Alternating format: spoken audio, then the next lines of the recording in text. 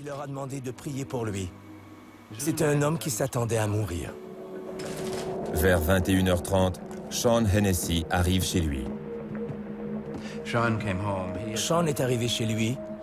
Ses deux jeunes enfants étaient à la maison et Roscoe était dehors qui l'attendait. Sean l'a fait entrer et Roscoe lui a demandé de l'aider à se débarrasser de sa camionnette et aussi de lui prêter une arme. Sean avait la carabine de son grand-père qu'il avait déjà prêtée à Roscoe parce qu'il avait un problème avec des ours. Pour justifier cet emprunt, Roscoe explique qu'il veut mettre le feu à son hangar pour détruire les plants de cannabis et faire disparaître les pièces à conviction. Roscoe leur a dit qu'il avait de très gros ennuis parce qu'ils avaient découvert sa culture de marijuana et que son intention était de mettre le feu pour tout faire brûler. Il avait besoin de la carabine parce qu'il voulait tirer sur un réservoir d'essence pour mettre le feu. Je ne sais pas si ça aurait marché, mais il était fou, il était désespéré. Il pensait qu'en tirant des balles dans un réservoir d'essence, il pourrait incendier la grange et toute la marijuana qui s'y trouvait. C'est ce qu'il a dit à Sean Hennessy. James Roscoe reçoit alors un appel de sa mère lui disant que sa tante accepte finalement qu'il aille cacher sa camionnette chez elle. Il y a un peu de difficulté à... un passé criminel.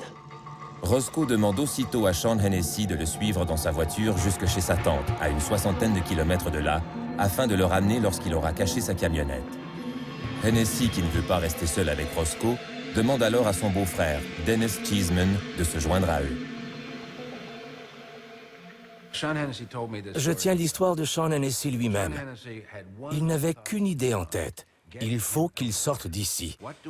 Qu'est-ce que je peux faire pour que cet homme s'en aille, loin de chez nous, de ma femme et de mes enfants? Bon, il veut la carabine de mon grand-père, la voilà. Il veut que je le suive pour qu'il aille cacher sa camionnette volée ailleurs? Très bien, du moment qu'il sort d'ici. C'est un réflexe vieux comme le monde. Les animaux font la même chose. Ils s'éloignent de leur nid pour vous éloigner de leur progéniture.